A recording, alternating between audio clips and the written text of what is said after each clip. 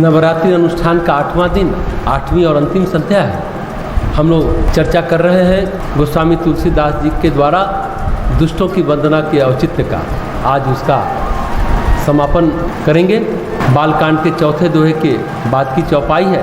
मैं अपनी दिशि किन्ह निहोरा, तिन्ह निज ओर न लाऊ भोरा। बायस पलियहीं अति अनुरागा, होहि निरामिस कबहू की कागा।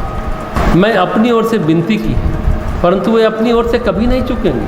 कौओं को बड़े प्रेम से पालिए, परंतु वे क्या कभी मांस के त्यागी हो सकते हैं। मैंने वंदना कर ली, मैंने तो उनसे प्रार्थना कर ली, लेकिन मैं जानता हूँ वो अपनी ओर से कभी नहीं चुकेंगे। वंदना हो जाने के बाद ही, प्रार्थना करने के बाद भी नुकसान पहुँचाएंगे। गोस्वामी जी बड़ी सुंदर उपमा देते हैं। कौओं को बड़े प्रेम से पालिए, परंतु वो मांस नहीं छोड़ पाते।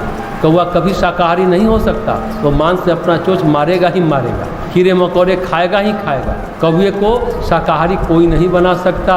जितना प्रेम कर लो, चाहे कुछ भी कर लो। दुष्ट लोगों का व्यक्तित्व ही नकारात्मक है। सांप की पूजा करे, चाहे सांप को दूध पिलाएं।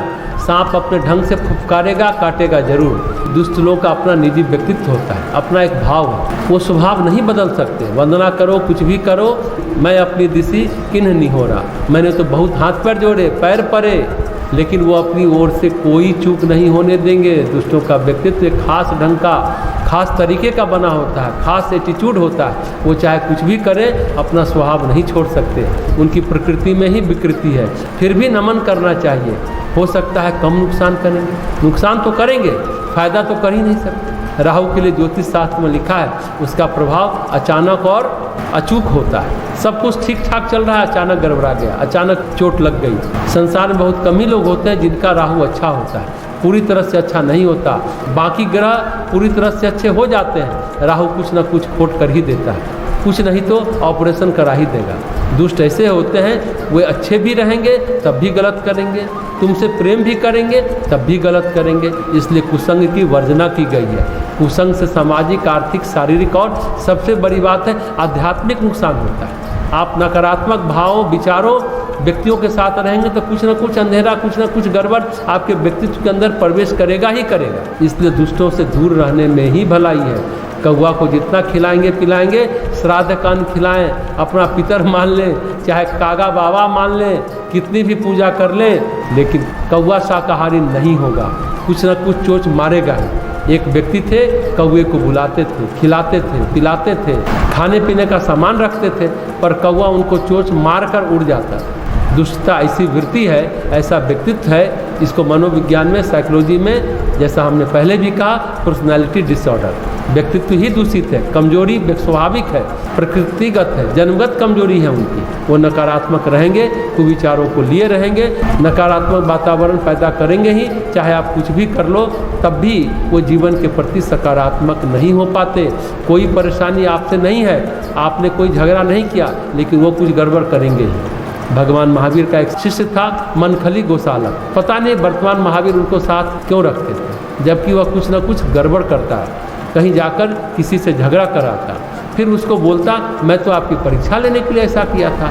एक दिन वर्धमान महावीर चतुर्मास के लिए जा रहे थे, उनके साथ मनखली गोसालक भी जा रहा था। महावीर के साथ मजाक किया, आप तो कैवल्य ज्ञानी हो, आप तो सब कुछ जानते हो, सर्वज्ञ हो।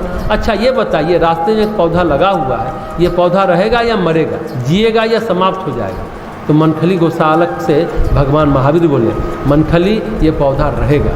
तो मनखली गोसालक हंसा, वो था ही बदमाश, दुष्ट था, उसने पौधे को उखाड़ा, कुचल मसल कर वहीं फेंक दिया, फिर जोर से हंसा। भगवान महावीर भी मुस्कुराए। 4 माह बाद लौटे, मनखली गोसालक उधर देखो जरा, मिट्टी में वो पौधा जिसको तुमने उखाड़ कर मसल कर फेंका था, वो पौधा लहरा रहा है। पौधा फिर से खड़ा हो गया। मनखली गौशाला को आश्चर्य हुआ, मैंने पौधा तोड़ मोड़ कर फेंक दिया था, कैसे हो गया?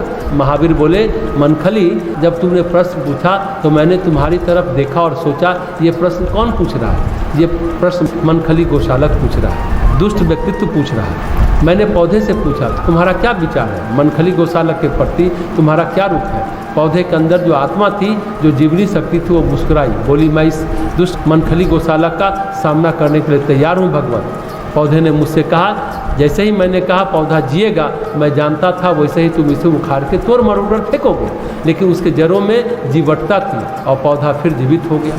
पौधा भी तुमको पहचानता है मनखली, तुम सुधर नहीं सकते, तुम ऐसे ही रहोगे, लेकिन संसार में गली गली दुष्ट है, तालमेल बिठाना, एडजस्टमेंट करना चाहिए, उनके साथ झगड़ा नहीं करना चाहिए, उनको सह लेना चाहिए।